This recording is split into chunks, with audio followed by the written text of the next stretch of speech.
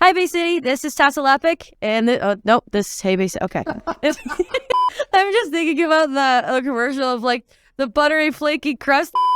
What? Have you seen that? No, I I'll haven't. have to show you. I'm gonna show you Okay. later. That's funny stuff. Okay. Hi, I'm Tessa Leppek, and this is Hey Bay City. Woo!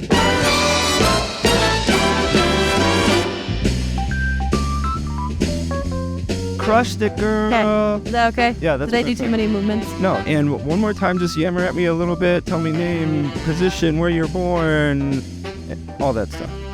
My name is Tessa Leppek. I'm born and raised Bay City, still currently working here. I work at Oakland Orthopedic as a certified orthotist.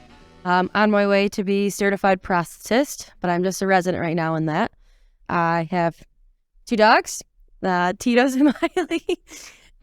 Where did the name for your dogs come in? Tito's? Tito's and Miley. So me and my boyfriend got Miley 5 years ago. Well, 6. She's gonna be 6 this year. So we named her together. But then Tito's, he's a doodle. He's just just likes to be in his own world. But he was my mom, so he was my mom's dog, and so I live with my brother. So he's 3. Well, 4 this year. So 2 dogs. That's a handful. yeah, it's fun though. It's silly. 2 years ago, my wife and I we got a French bulldog because I'm kind of a big dog person. She's a little dog person. We couldn't really agree on a Just breed. get a meaty one. Yeah, so I was like, okay, let's get a meaty little dog, and I was attracted by that because I'm busy with work and we have 3 kids, and at the time we had 1 kid, but she's like 3 kids, and and I was attracted by French bulldogs because they're on the internet said, they don't like physical exercise. Like 15 minutes a day is all they really want. Oh. They'll lay around. And I was like, okay, low maintenance, all this other stuff. Eddie is the absolute craziest dog I have ever encountered. One time I was at work and I get this phone call, and it's from an unknown number, and I, for whatever reason, pick it up, and she goes, "Hey, is this one of the Ike family members?" And I said, "Yeah, this is Phil." She said, "Well, I found your dog running around in a farm field Oh no! in Monitor Township, and I have him." And I was no. like, "Okay, I'll come get him." So I'm wondering how he got out of the house. And I meet up with this lady, throw the dog in the car, go to the house. And as I pull into the driveway, the entire front screen window is out on the porch. Oh my god! So he had apparently seen a squirrel on the tree and leapt Oh my through god! the front window Attack dog. and then just ran through Monitor Township. Amazing. So whoever you are, nice lady, thank you for bringing my dog back to me. Oh my gosh! So you are a master orthotist. Orthotist. Yes. Explain to me what that is. Okay, so prosthetics and orthotics. Orthotics is just basically devices. So arm brace, fracture boot. We can do wrist braces, ankle braces, knee, all that kind of stuff. So it's just bracing like a abnormality or a disease that you may have or weakness. Where prosthetics, obviously, you're replacing whatever you have lost. So leg, arm. We don't do mastectomy, but there are places that do mastectomy. We don't do any facial or any other type of prosthetics. We just kind of do the leg, arms, hands. So going to school, you do both of them. So it's the Masters of Prosthetics and Orthotics. And then right now, I'm just certified in orthotics. Took my boards last year, did all the things, hoorah. Yeah. And then this year is prosthetics. So I'll be taking my boards this summer. Okay. So hopefully I'll be a certified prosthetist orthotist or CPO, which is easier. But I'm just a CO right now. Wild. What was the draw to getting into this field? So I went to John Glenn High School. And so I went to the Career Center my senior year. And I did PTOT sports med class. And so while we were there, it was probably one of the few last weeks of school. We had a speaker come in, and he did this. He was an amputee himself. He talked about how he does everything. And I was like, okay, I'm going to specialize in amputees in PT, basically. So then I went to Delta for 2 years, and in my journey there, one of the counselors was like, do you know this is a thing? And I'm like, what is a thing? And so she told me, and then my sister was like, yeah, this is a thing. I said, when has this been a thing? So I was like, okay. So kind of rerouted myself to, instead of PT, doing obviously what I wanted to do is work with amputees. And so then I went to Eastern Michigan. They have an O&P program. So I finished my undergrad there in exercise science, and sadly didn't get into Eastern. So I was like, bummed. But then when I graduated from Eastern undergrad in 18, I worked at Oakland for 4 months, as an intern, and then they hired me. So then while I was working, I was able to get experience and kind of build up my resume, and I was able to get into Northwestern University in Chicago. So that was that was pretty cool. So I got to live my touristy dream and like walk those streets like I owned it. So Chicago is rad. Like I remember when the first time I visited New York City, I knew right away New York City was not for me. Yeah. I walk too slow. It's just like everybody hates you. Yeah. But Chicago's like a little bit more friendly nugget of New York City. It's a little bit more navigable, and you don't have that kind of standoffish, like, well, I know you're a tourist. Yeah. But what did you think about Chicago? It was really cool. I wish I had a better experience because I was a COVID baby. So I only had 3 years, or the 3 months of normalcy. And then once it hit, mid-March, early April, I mean, it just went down the drain. We just were like stuck in our apartments, and then half of my I should say all of my roommates at the time, they were either married or engaged. So they went home to see their men, and I'm like, yeah, you're hanging out by yourself. I am paying for this apartment too, so I'm gonna stay here. So I came home once in a while. But then, so I stayed there mostly, and I was able to kind of see it kind of reblossom, with patios and like going to the lake shore, and that was fun. But it kind of got a little bit normal like the last couple months when we left, but I mean, it was just the limited size. So like when we made groups, it's like, okay, 8 of us, start saying who's going, like first come, first serve out of the friend group, Right. But it was fine. It was really fun though, on campus and stuff, because it was a 2-year program, 1 year off, online, off campus, and then 1 year on campus. So I only had to basically get the mindset of 1 year living in Chicago. So that's why I was like, I own this place. Yeah. So it was fun. Why come back? I mean, like, so I grew up in Alma, Michigan, small little farm town, and went to school in Minnesota, again, small little farm town. And I for the longest time, I had this dream. I'm going to New York City. I'm going to Chicago. I'm going to this, like, that's where things are happening. And here you are in Chicago, COVID baby there in Chicago. Why didn't you stay? Why did you come back? I just have never have dreamed about moving out of the city. This is where I grew up. This is where everybody is, family, friends. With Oakland working there, they basically put me on leave when I was in Chicago. And when I came back, I had my job back. Oh, nice. It was just kind of all things fell in line. I've never seen myself going anywhere else. So, I mean, it kind of worked out in my favor. Yeah. Just to kind of play pretend for a year. Yeah. Get the experience out of the way. Because, I mean, living in Ypsi, Ann Arbor area for a little bit, I mean, that was cool, but I came home every weekend. So at least with Chicago, it kind of forced me to stay there for the first 3 months. Yeah. And then I was coming home. But, I mean, I feel like it just got out of my system. Like, I want to travel again now, because if I was like, I didn't really have to do anything. I do this, I do that. But I don't know. This is home right here. Yeah. So I wanted to get back. I just talked to a woman, Marissa Dillon, photographer. She grew up here and then moved to Detroit, and kind of joined that, I don't want to say exodus to Detroit, but there's so much of a buzz around Detroit and momentum, and that's a place to be and things like that, especially for the younger crowd. And she I believe lived there for 3 years, and she moved back for similar reasons. She kind of said that while Detroit is awesome, you miss some of that closeness to other people and the community and getting involved because Detroit, I mean, just so huge. Did you feel that at all in Chicago? Or? Oh, yeah. Those skyscrapers or something, they just stare right after you. They're just like hovering and all this stuff. I mean, I don't know. It just, I mean, with what the city's doing right now, innovating itself, I mean, it's basically becoming a little bit of a tourist town. So, I mean, you kind of get that, I would say Chicago vibe, but more like an Ann Arbor vibe a little bit, kind of getting the nicer restaurants and stuff like that. So, I mean, it almost feels like I'm back there because I always said I want to just pick up Eastern Michigan and put it in Bay City because I love the school, love the campus. I just wish it was here. Yeah. Kind of going back to your field of choice. So you didn't even know that this existed until some counselor was like, hey, did you know that this is a thing?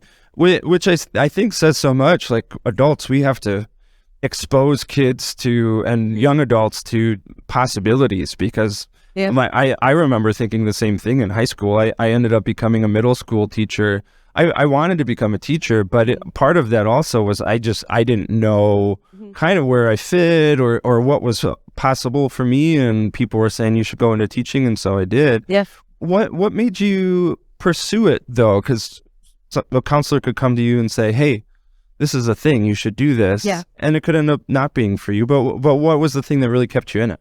It was just basically all the hands-on stuff. So it's a medical-based field, but we're not medical. We're not invasive. We're not actually doing the chomping. Like, it's just really gross. But we're not actually doing the surgeries. We're not doing that. I mean, we're physically just getting someone back to where they're able to function, able to do something, you know, an activity of daily living, just simply standing up from a chair and getting on the toilet, basically, just kind of like transfer type stuff. So, I mean, looking at the thing, I wanted to do prosthetics. So this made me have the ability to actually work with that patient, make the device for them, and see them kind of go through the timeline of, this is my hardest day of my life too. I'm out camping, I'm doing this, not necessarily running yet, but basically at that point, you know, I only see him, you know, a couple days out of the year instead of weekly, because we go out weekly after their amputation to make sure that they're going well. Orthotics is a little bit different. I mean, we just fit someone with a fracture boot, and I mean, we'll see them in 8 weeks if they need us, you know, after the fact. But prosthetics is just more of you gain trust with your patient, and it's amazing. And I'm just happy for the fact that I don't have to, you know, get down and dirty. If it is, I have to get down and dirty and plaster and resin and just kind of go gung-ho in the lab, and that's fun instead of, you know, having to, you know, put on your PPE and all that stuff. Right. There's got to be a little bit of a thrill in giving people back function. A lot of patients during the week, like we just have a walking program, we call it, and they just physically come in. We see them go transition from, we have a harness system in our facility where it takes the fear out of falling. So we watch them from there to a walker, to 2 canes, to 1 cane, to almost always, you know, different levels of amputation. I mean, causes, you know, to have more ambulatory aids than most. So, I mean, some get to the point where they have to use anything, or there are some that just use that 1 cane. But it's amazing just to see them progress, because they're even like, oh yeah, a year ago I was using that thing. It's like, yeah, isn't that amazing? Like, you've done it. So, and I have tried, every year so far, I try to get back to that classroom that I learned that I love to do this, and do the same presentation. Just kind of show these kids, you know, you guys are seniors, juniors, this is out there. I learned from this classroom, so you're going to learn from me now as well. So cool. I just did a couple months ago, and it just makes me feel so happy, even though, you know, some kids, you know, are just like, do in the back. Also, we have a couple, you know, that do reach out and is like, this is pretty cool. Like, do you have like the school information or something? It's like, heck yeah. Send that right your way. What advice would you give kids or high school students, or maybe kind of the first, second year college student they're thinking about a career? They don't quite know, but they have some feelings about it. What advice would you give them to really pursue something? So it is a small field. No one knows it exists. So weirdly to say, there's job security. So that's cool. Yeah, true. So, I mean, if you like seeing patients and you're not sure about, like, I don't know, the doctor, doing the whole, nurse, doctor, chompy stuff, surgeon, PA. I mean, that's high level education. I mean, I did have to go to, you know, you have to go to medical school for this degree. But I mean, it gets intense, but it doesn't get that intense where you're just fitting, like orthotics can be box cutter, but also has, the challenges of, because you can have someone's leg super mangled and you have to try to make it a straight line again. Those are the hard things that go on to this. But troubleshooting, hand skills, having to go through all that kind of stuff. Anatomy probably has to be like a good, thought in your head. There's a lot of engineering and kind of like physics that go into this job, which that's my very low suit. I hate numbers so much. But that's great to hear, because a lot of kids are thinking like, well, I want to do that, but I'm not great at blank, or I want to do this, I'm not great at blank. And my encouragement too, like that's totally cool. You don't have to hit home runs in every aspect of your field. You have to kind of know the gist of it, but like the biomechanics of like what's going on in the body. It gets to a point where you understand it. And then, just overall, just interacting with people. You're just constantly interacting with these patients.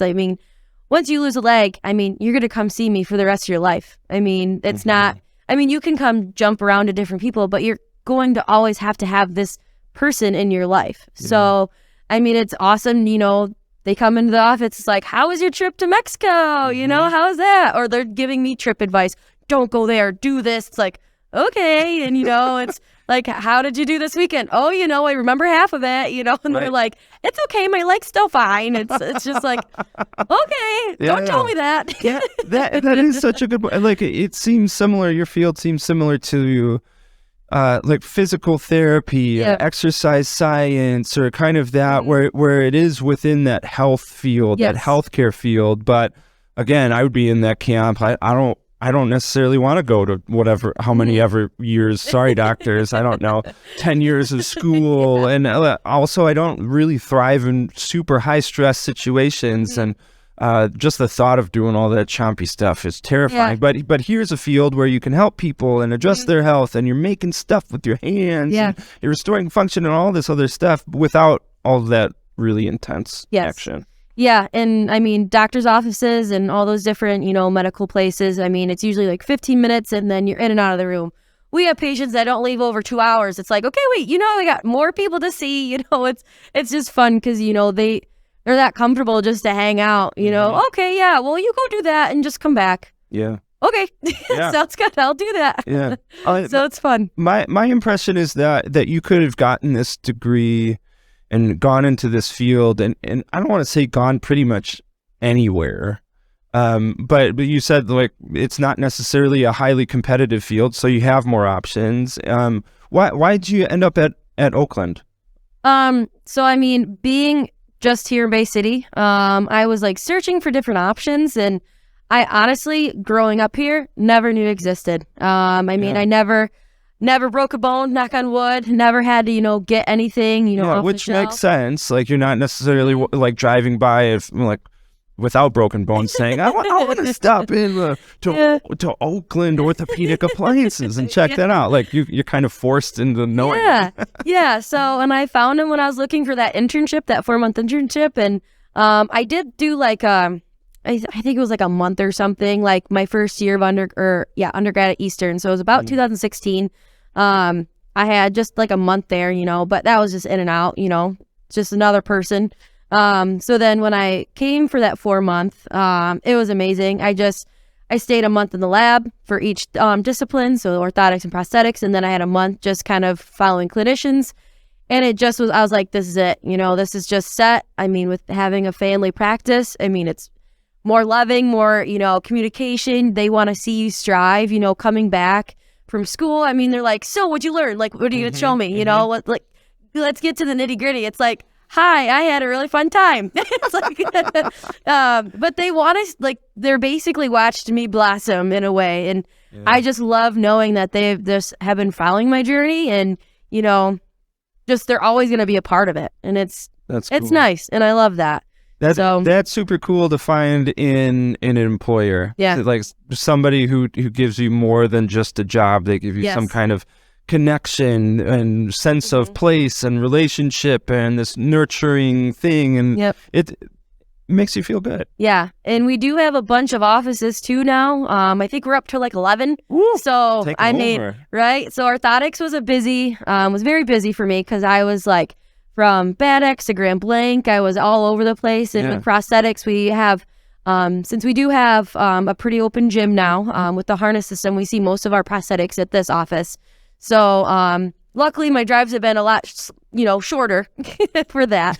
But do you drive around to all the different locations, or are you just primarily in Bay City, or how does that work? For this past year, it's been Bay City mostly. And then for orthotics, I was everywhere. So I would be in Saginaw one day, Midland, Grand Blanc one day, all these different places. I was working in Bad X for a couple months for 2 days a week. So, I mean, it was just a lot of driving, which is fine. I like driving, but early mornings suck. So that's the only thing. If I could get on the road at like 9, it'd be cool, but that's not a thing. So what did you think when I was like, hey, Tessa, I'd love to have you on the podcast. Can you record Monday morning at 7:30? I was like, shoot, I have to be up by 5:30. That's like, it's fine. I contemplated showering last night, but you got to clean me today. So I'm like, God dang it. Well, next time I'll try to plan it later in the day. No, you're fine. I get to the office at 5 a.m., so I could have been like 5:30. Jeez. That's some meat. Yeah, PM, sweet. I got to work then. I love it. Is there within your work, and obviously you can't share specific names or anything like that, but is there a specific moment or person or story that after you got into this field really confirmed for you, I'm doing what I need to be doing? I mean, there's just so many. With pediatrics and orthotics, we work a lot with helmet care. So explain that. Yeah. So, it's called cranial remolding helmet. So it's like a CRO. But basically a helmet for an infant where they're in utero. A lot of times it happens more with twins where there's just not room for one. But a lot of times it's like NICU babies where they're just on their backs for a long time. And it's just a flat head. There's a flat spot on the head. A little morbid, but it almost looks like a cheese grater just took them in one spot. So what we do with that is basically the helmet is just having them grow to the path of least resistance. So we take like a square and put them in a round hole, and those flat lines grow to circles, basically. Very terrible explanation without the device in my hand, so I don't know how to explain it. But so these parents are vulnerable. This is my 4-month-old baby. You're not touching them. So we have to really, this is what's going to happen. I mean, this and this, we're not reshaping. It's not aggressive. It's not going to hurt them. It just simply is going to put a little bit of weight on their head, and then they're going to lift weights. They're going to get that, that neck strength, that core strength. I mean, it's almost like a helpful device in that way for growth.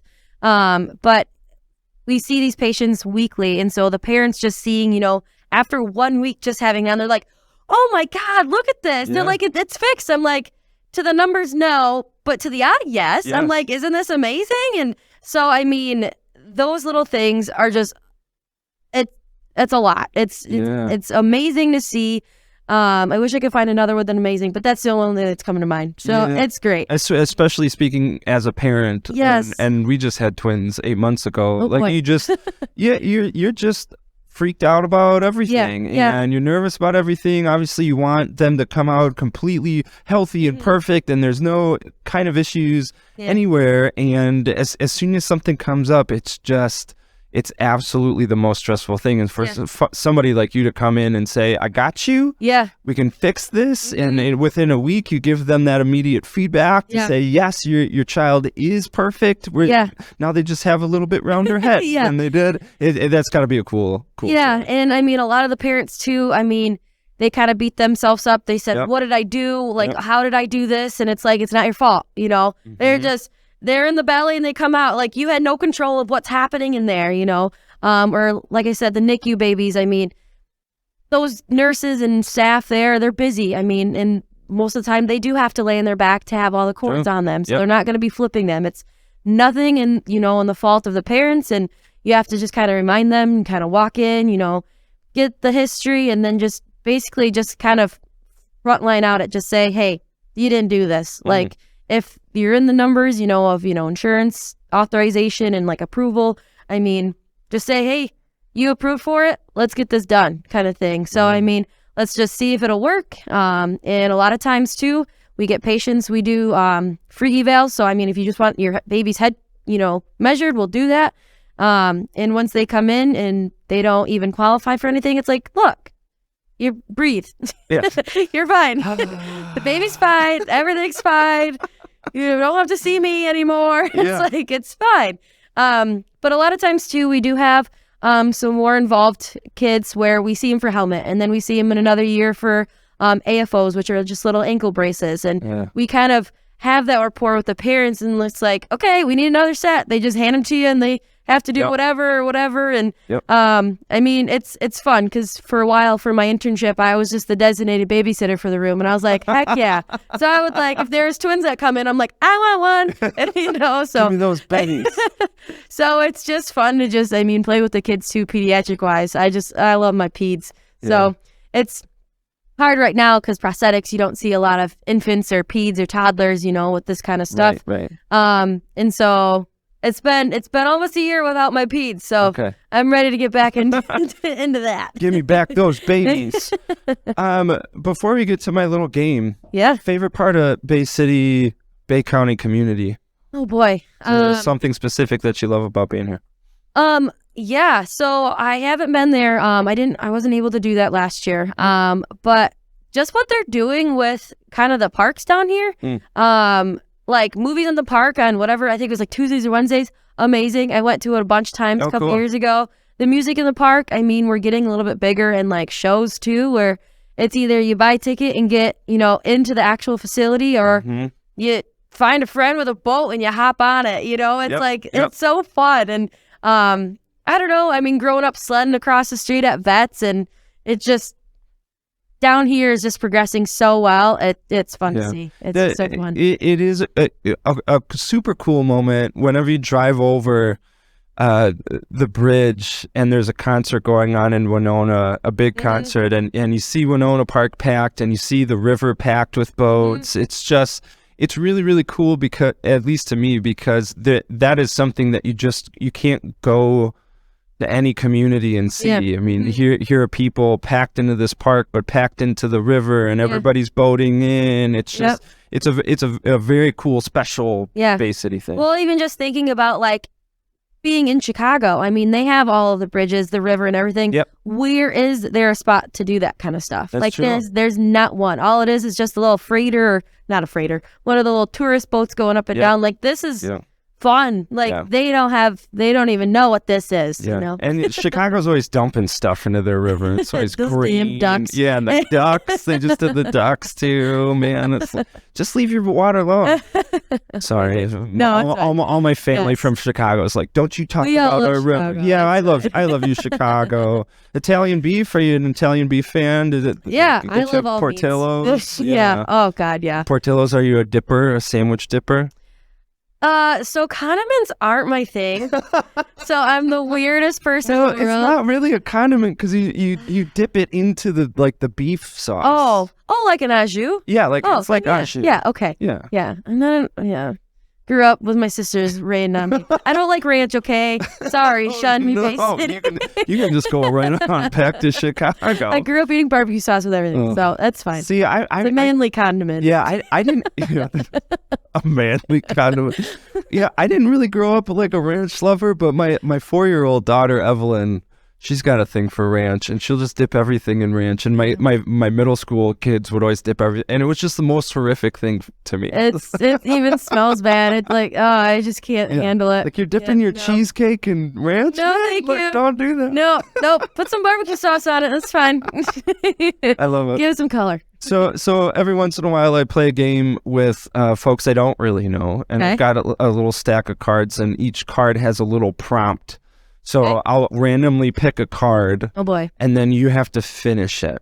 So it's like the beginning of a sentence. Okay. And then you have to finish it. Now, through movie magic, you can take as long as you want to think about it. So you don't have to think like, oh, I got to respond in 3 seconds. But you're a pretty energetic person, so maybe you'll respond in 3 seconds. But here we go. Here's card number 1. Lately, I've been getting better at bowling. I'm on a bowling league. Really? Yeah, When every did you Monday, join but I'm not bowling? going today. September of last year. So one of my girlfriends, she's a huge bowler. Teresa, love ya. She is a huge bowler. She started in Saginaw, Township, county. Yeah. And so she was on this league last year, and she's like, a couple people fell through. Do you want to bowl? And I'm like, I don't know how to bowl, but sure, Yeah. whatever. Are there bumpers involved? Oh my God. They're like 175, 200 averages. Ooh. And I started with an 83, Yeah. which that was Heck good yeah, for that's me. me. Yeah. But then I got a ball, I got shoes, I got a bag, and now I'm at Ooh. 101. My average. Nice. Yeah, I'm getting there. So Where is this league? Stardust. Stardust. Yeah. Yeah, that's a pretty cool place. And I mean, I've never been there either. So I mean, just starting out, I'm like, I gotta drive to Saginaw again, but I'm like, this is actually pretty nice. Yeah. It's like I like this. Is it like attainable for the average person? Yes. Would you say? Yes. Yeah. Because I'm on the league, but so If there- that says anything about it. so there's it's like a co-ed, so there's guys and women. Okay. And I mean all ages. I mean we're probably one of the youngest teams, but I mean there's some of us, and I mean every time we're all playing, I'm kind of looking at all the other screens. I'm like, oh, nice, another 100. Yeah. Okay, yeah, 80. I'm like, I'm not the worst. It's like I keep the handicap pretty low or pretty high for us. So I try to stay away from leagues or golfing or things like, because I'd be 100% that guy. It's like, just let me drive the cart, or let me shine your bowling balls, or tie a shoe. Yeah, or I'll go sit in Michigan tap room or something, drink some beer. Just call me when you guys are done. Next card.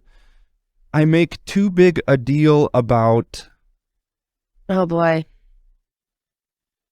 Time. I hate having to plan. Yeah, like this morning, that was my tizzy. So I gave myself enough time, but then I start freaking out or rushing, and then I start sweating, and then I'm late, and it just freaks me out. I have to. I got to be there at 7:30, so I got to leave the house at 7. I have to have my hair did by 6:15. I make a huge deal because I'm like, we're not on time. Yeah. So well, if it makes you feel any better, I was in an absolute tizzy while you were in an absolute tizzy. We talked about this before recording. It's like I was trying to do, everybody at home, I was trying to do something nifty with my blackout curtains over here, and I completely screwed it up. I'm glad that you guys can't see it because it looks like absolute garbage here in the office. But we're both in a little bit of a tizzy. Yeah, so I would say I make the biggest deal about that. I absolutely hate having to work with time. Are you into like time management and productivity and all that stuff? I try, and then my absolute laziness comes in play, and it's like, I'll get up in 15 minutes, and then oh shoot, a half hour. Well, I gotta wait till the next hour. Next card. The greatest challenge in my life. We're getting heavier now. Heavy. So I mean, for me, I've had two. I've had two really bad challenges. Are you comfortable talking about both? Yeah, that's fine. So I've lost both my parents, and that sucks. I'm sorry to hear that. So in high school, I lost my dad in 2011. The only good thing that came out of that is he got me out of finals that year in school. So thanks. Thanks, Dad. So he died of a heart attack. He was getting his knee replaced, and he passed all of his tests. But then he just coded on the table. And it actually went all the way through the whole hospital. Like, how did this happen? How did this happen? Everyone knew my dad. Well, my parents, I should say. So I kind of like spinballed, throughout the whole city. Yeah. So that was really hard. Losing a parent, at 13. I think a freshman. I think I was a freshman. In high school. So that was really hard going through, all the sports, everything that he coached. I had my sister, thankfully, still in high school with me. So we kind of, teamed up. And then my mom was just more recently. She was in 2021 in January. So with my dad, obviously, sorrow, mourning, grief. Yeah. She never dated. She just, stuck to herself. But she ended up getting a lot of anxiety and depression from it. So she ended up having a stroke at the hospital, which was also very weird. But thankfully it was there. She went in for an MRI because she broke her wrist. She was playing with the nephews and, just fell hard. Yep. She got those old lady bones. And so she fell, broke her wrist. And so she had an MRI to see if she needed surgery for it. And so long story short, right when she got out of the MRI, at the time, my sister worked as an x-ray tech at McLaren. So that was really awesome. That she had all of her friends basically doing my mom's scan. And so she just came up to one of my sister's coworkers came up to my mom. She was like, Pam, are you okay? And just basically her whole left side dropped and she fell. Oh, wow. It was a massive, center stroke. So it looked like a softball in the middle of her head. Basically took her out in a minute or seconds. So wow, that was really hard because that was probably the worst one just for the fact that we had to go up there. We had to choose. We had to see, do we want mom as a noodle or do we want her to just go as she needs? Yeah. You're suddenly thrust into a very intense decision. Yeah. But the only good thing that came out of that was that she's with my dad now. So, yeah. What encouragement would you give to maybe other folks, other young people, maybe experiencing the same thing? Because I've done these interviews all across the country, and one of the consistent things, one of the things that I found is the same between every person I interview is some kind of challenge. It's some kind of immense obstacle. Whether some of us have one, some of us have several, some of us have 20 of them over the course of our lives. But looking back on the experience with your dad and then more recently with your mom, what encouragement, what advice would you give kids, young adults, people going through these challenges similar to yours? So with us, thankfully, I have 3 older sisters, so we are able to have each other. So obviously we still do. But just take the time, just to be with them, and to share your thoughts. Don't let it bottle up because just that doesn't work. So, I mean, therapists are a thing as well. If you don't have, siblings or, close-knit families, that's truly the biggest thing that when I did come home from Eastern in Chicago, I always came back because family was here. So,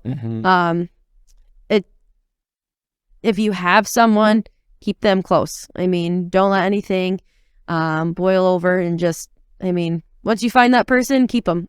Yeah. Because, with my sisters, it's a blessing in disguise that we're all so close. My oldest sister, we're 10 years apart. So, I can go to her with anything because that was the biggest thing that I didn't know how to do when my mom left because, it was, what flour do I buy? The iodized or not? I don't know that stuff.